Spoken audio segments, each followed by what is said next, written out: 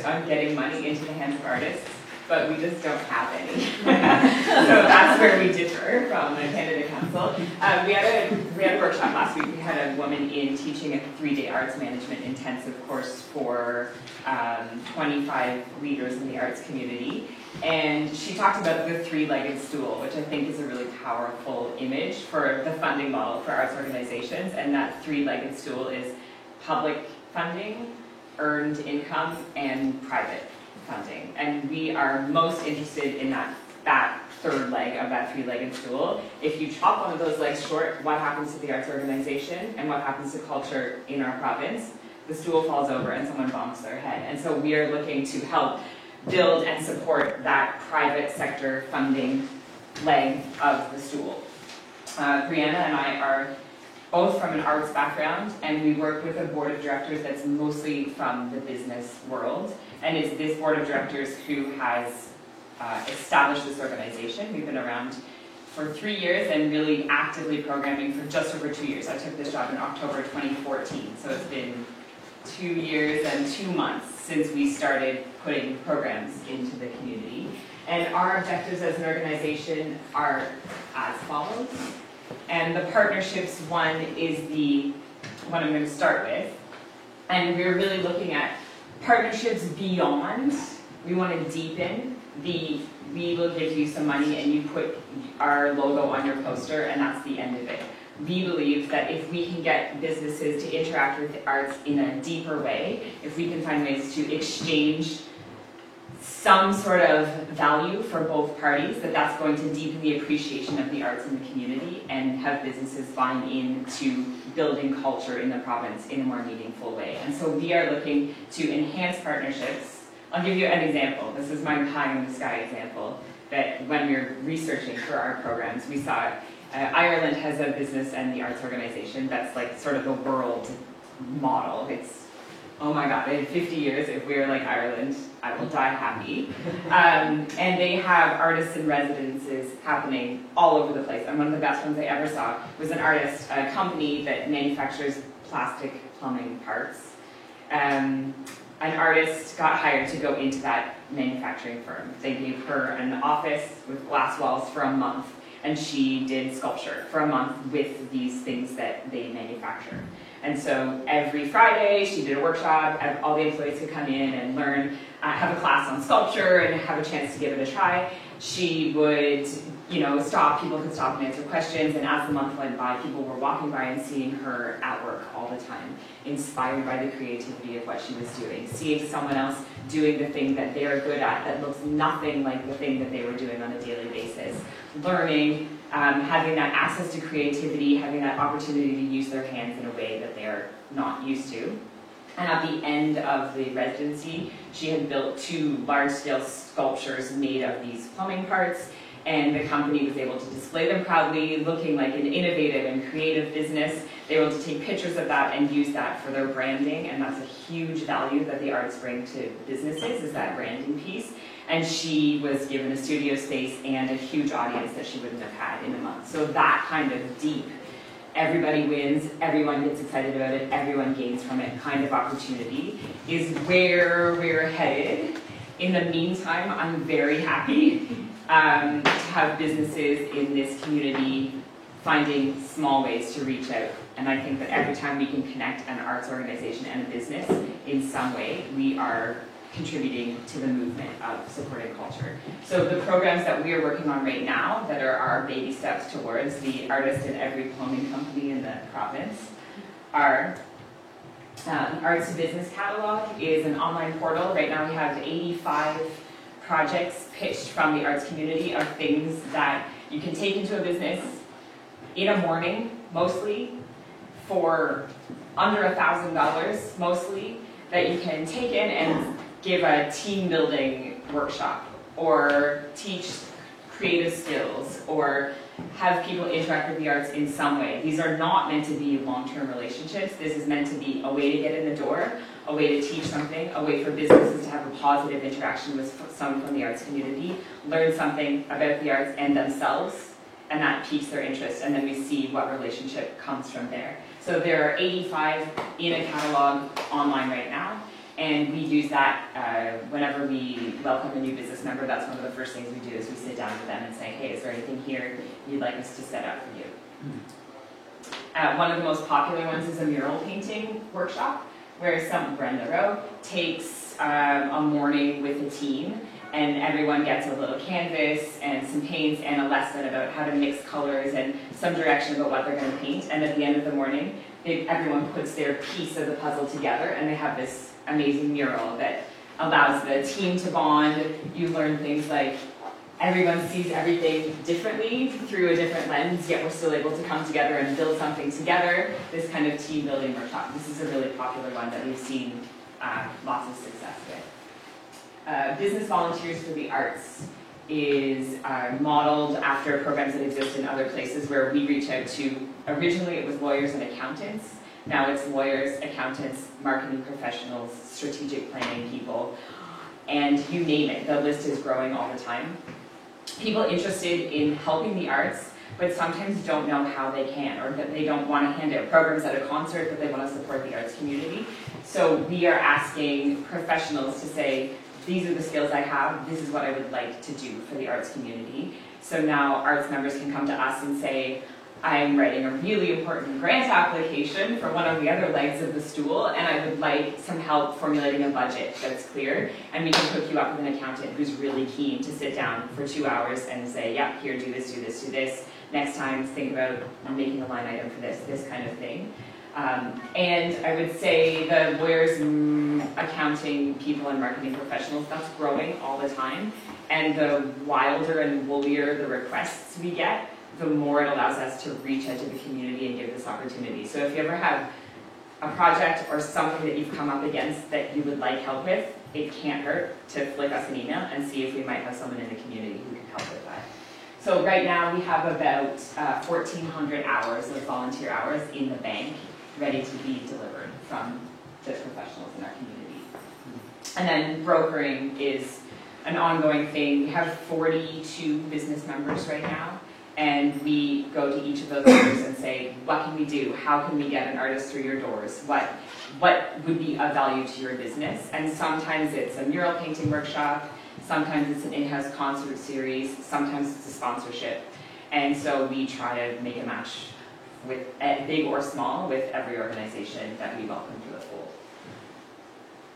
And we have a public piano project. This is probably, for better or for worse, the part of our project that people are most familiar with, only because these pianos are out in public. And it's not the deepest area of our programming, but it is sort of a microcosm of what we do, because each of these pianos, an artist gets paid to paint it, an artist gets paid to debut it, and it is sponsored by a business. So it's a pretty quick and easy. The sponsor gains visibility. There's a pretty big social media piece around these pianos. And money goes into artists' pockets. And we also are able to reach out to the public, the arts community, and the business community through our pianos. We have a big social media plan coming up for Christmas to get as many people across the province playing We Wish You Merry Christmas on our 4 pianos across the province. So anyone here who's musically inclined, there's going to be a chance to win a gift card to the mall if you can tweet yourself playing Merry Christmas on a piano. And that, believe it or not, that actually helps us get the messaging out there, makes people connect to arts through Christmas carols. You know, it sometimes doesn't have to be the highest level stuff. And the more we can show community engagement with the arts, the more of a compelling story that is for the private sector. And then, as we are working to bring the business community to the arts, we see that sometimes the most important thing we can do is just tell people about the arts. We have this, oh yes, the arts, I love the arts, you know. My daughter was in a play at school and it was hilarious. And so we want to find ways to help people dig a little bit deeper sometimes.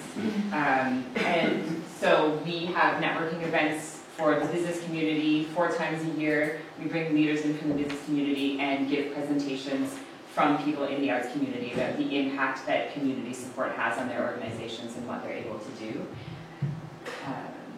We have a new campaign coming up called I Am Creative Newfoundland Labrador, and these are going to be short slideshows with 4 or 5 images of artists at work, their faces, and statistics about how many paintings they've sold, how many hours you spend in the studio, how many hours it might have taken you to launch your last project, how many ticket sales, what your organization has had in a year. We're letting artists choose how they want to speak, but we're asking artists to speak in numbers so that we have these really pithy examples of the life of an artist and the work that goes into it. And that's going to allow us, again, to get our messaging out there, to have the private sector, people's faces and numbers across the eyes of the private sector in a really accessible way, and tell that story about the life of artists in the province. And an ongoing social media campaign. This is something that we've pushed quite heavily in the last month. So if you're not following us on Twitter already, please do so. I come from an arts background. I'm a choral conductor originally, and I would choose to spend all day, every day in rehearsal, if I could, forever.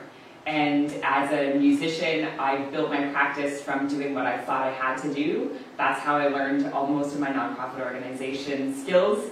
That's how I learned to design a website. That's how I learned to make a budget, was just surviving. And Twitter was never something that seemed like it was what I needed to do to survive. And now in this role, I'm actually seeing that visibility and that opportunity to grab people's attention on a regular basis is something that has a lot of currency. So I would encourage you. I know it doesn't seem like anything, and there are days sitting in my office when it doesn't feel like much, but a retweet or one statistic about what you do, or one statement about the impact that you've had or impact that funding has had on your business can actually go a long way. So we would encourage you to join the social media piece with us. And if you have questions about the kind of messaging, give me a call. I'm actually kind of geeking out on that. I'm happy to talk about it these days. And then we have a blog called Spotlight on Partnerships that talks, it's a once-a-week blog highlighting a partnership in the community.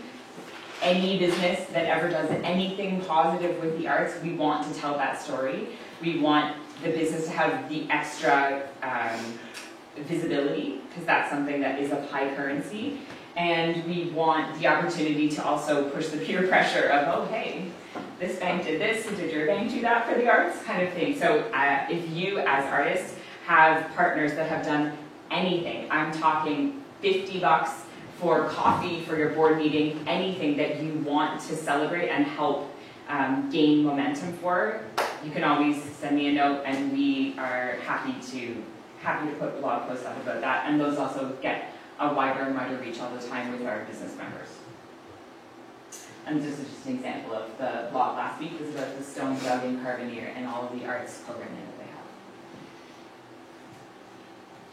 have. When we learn about fundraising, we learn that one of the top reasons that people give money to an organization is because they trust that that money is going to be spent in the way that the organization says, and that it's going to be stewarded properly.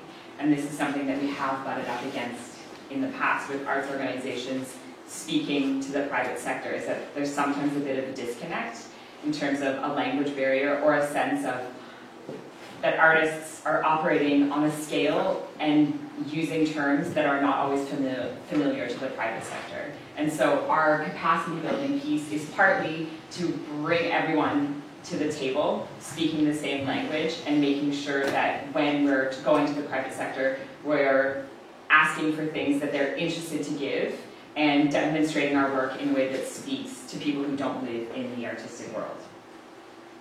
We have a pretty extensive business workshops for artists, and this always comes from artists asking us for help.